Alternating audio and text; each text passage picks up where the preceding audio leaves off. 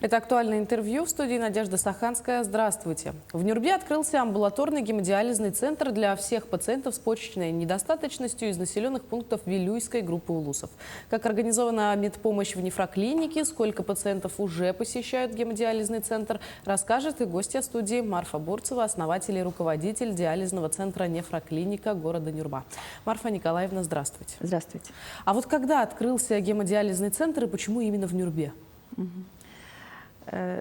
Диализный центр открылся в этом году, в августе месяце. Торжественное открытие состоялось с присутствием нашего главы нашей республики Айсена Сергеевича Калаева. Инициатива, конечно же, исходила от пациентов, от жителей Нюрбинского района, от жителей Вилюйской группы районов. И с обращения данных пациентов на имя заместителя председателя, в то время на имя заместителя председателя Государственного собрания Илтумен Григория Антонины Афанасьевны. Инициативу данную поддержал и огромную помощь оказал глава Нюрбинского района Алексей Михайлович Накентьев, который выделил для нашего центра здание, отремонтировал, поскольку это социально значимый проект, отремонтировал за счет муниципальных средств. И мы, в марте месяце текущего года, привезли, установили, поставили высокотехнологическое оборудование, аппараты искусственных почек и водоподготовку. Водоподготовка – это мини-завод по очистке воды, чистая вода. Это сердце диализного центра. От этого зависит качество проведенного диализа. На сегодня посещают наш диализный центр меньше десятка пациентов, но наша мощность рассчитана на 60 пациентов, то есть на 10 аппаратов искусственной почки, которые в соответствии с санитарно-эпидемиологическими требованиями, есть определенные требования на одну почку, я так называю попроще, то есть называется аппарат искусственной почки, требуется 14 квадратных метров. Поэтому наша клиника рассчитана на 10 аппаратов искусственной почки с полной мощностью 60 пациентов. И рассчитана не только на Нюрбинский район, рассчитан и на Сунтарский, и на Верхневилюйский район. Да, вот учитывая, что несколько районов сразу охватывает клиника, хочется спросить, а как вот медперсонал справляется с нагрузкой по пациентам? На сегодня справляется, и мы рассчитываем, если по наполнению пациентов, то мы планируем работать в круглосуточном режиме. Сегодня пациенты у нас приезжают с Сунтарского района. Они приезжают, конечно, переходят 2 паромные переправы. Конечно, земной у нас, когда распутицы нет, то более-менее легче переносится дорога пациентами. И, в то время, когда они приехали, наши пациенты, наши медики, наш персонал всегда готов встретить. То есть кому как удобно, скажем так. А как организован прием больных? Как проводится консультация? Ведь иногда бывает так, что человек даже не знал, что у него есть такое заболевание, и раз в один момент обнаружилось. Да, вы задаете очень правильный вопрос. Наш диализный центр не только занимается процедурой гемодиализа, но и консультирует врач-нефролог охватом также 3 районов.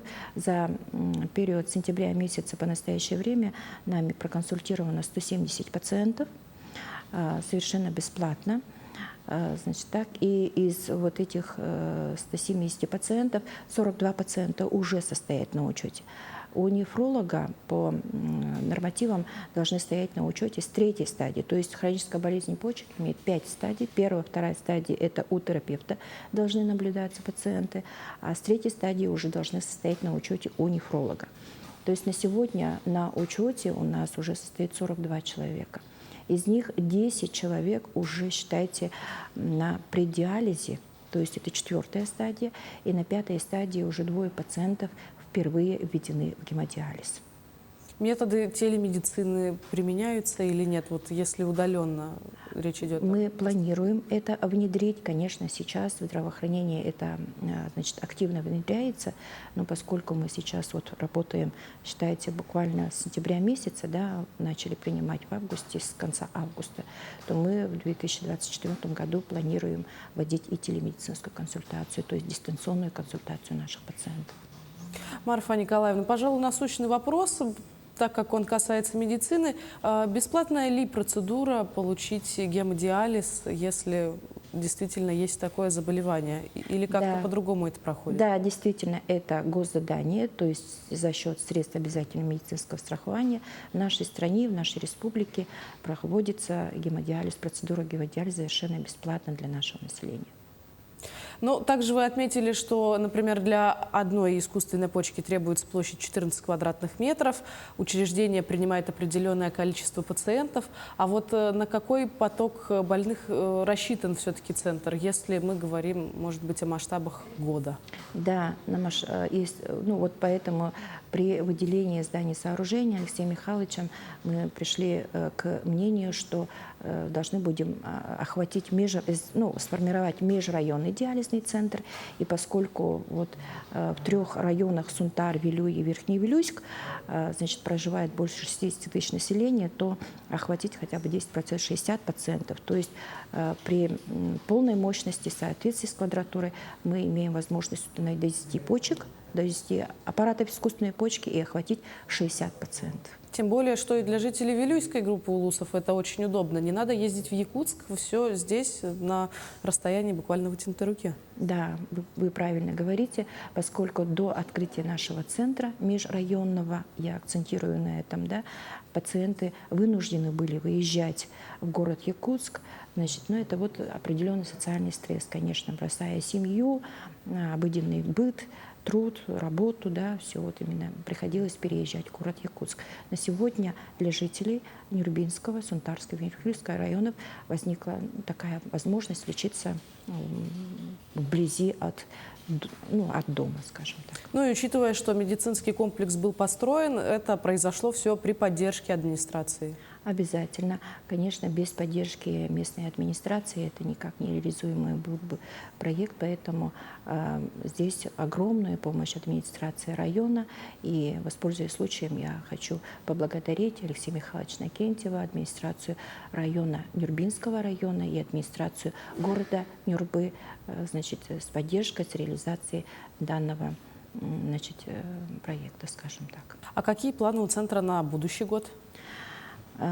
Планы у центра огромные в плане того, что, да, действительно, мы дистанционную консультацию будем внедрять.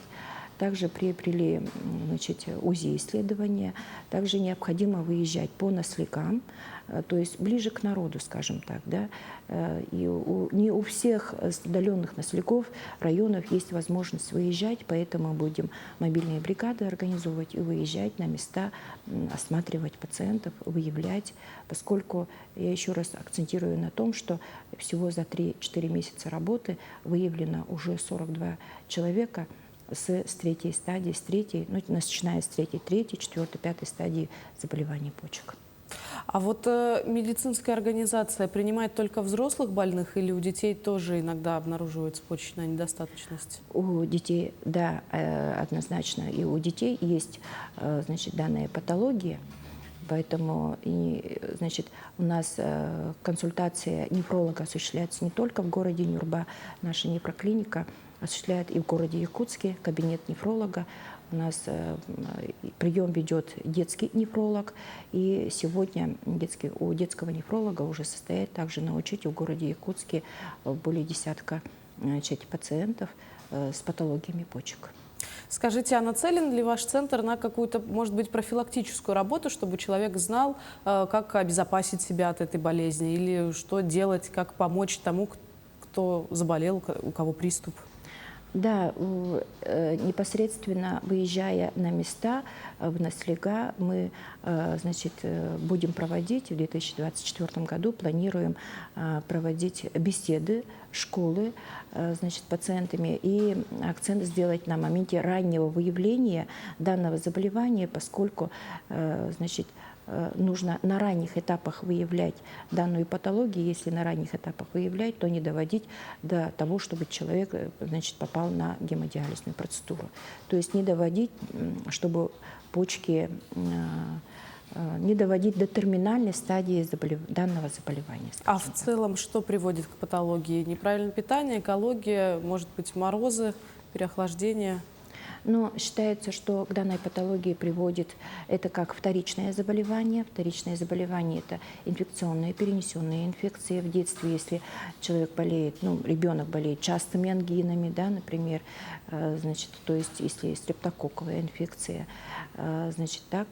И приводит также заболевание сахарным диабетом, то есть пациенты с сахарным диабетом страдают почки, страдают, значит, органы, такие органы зрения, да, значит, приводит также артериальная гипертония, то есть неличное высокое давление, постоянное высокое давление доводит до того, чтобы в почках, значит, фильтрующий орган, это у нас почки фильтрующий орган, чтобы вот именно вот эта функция у нас страдала. То есть постоянное сосудосуженное состояние, оно приводит к усыханию, так скажем, почек.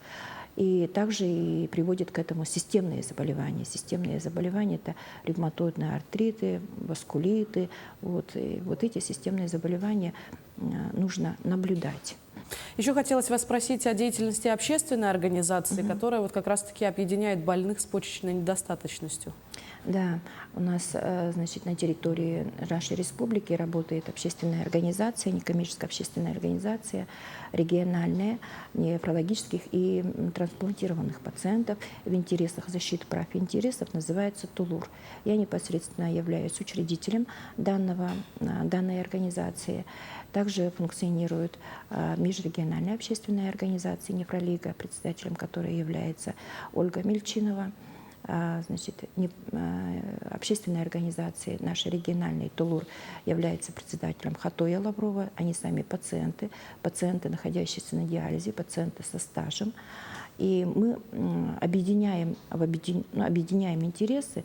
Например, вот если человек попадает в данную ситуацию, трудную жизненную ситуацию, да, и одному сложно справиться с данной сложной, ну, как бы ситуацией, да, жизненной ситуацией. Поэтому эти наши объединения, мы решаем социальные, значит, проблемы наших пациентов, оказываем друг другу материальную помощь, проводим школы, вот недавно проводили встречу Нового года. То есть вот это объединение, оно, конечно, оказывает и психологическую, моральную помощь. Да, это, безусловно, необходимо. Благодарю вас, Марфа Николаевна, что нашли для нас время, ответили на волнующие вопросы. Безусловно, нет ничего дороже собственного здоровья. Спасибо. Напомню, вы смотрели актуальное интервью. Берегите себя и до встречи в эфире.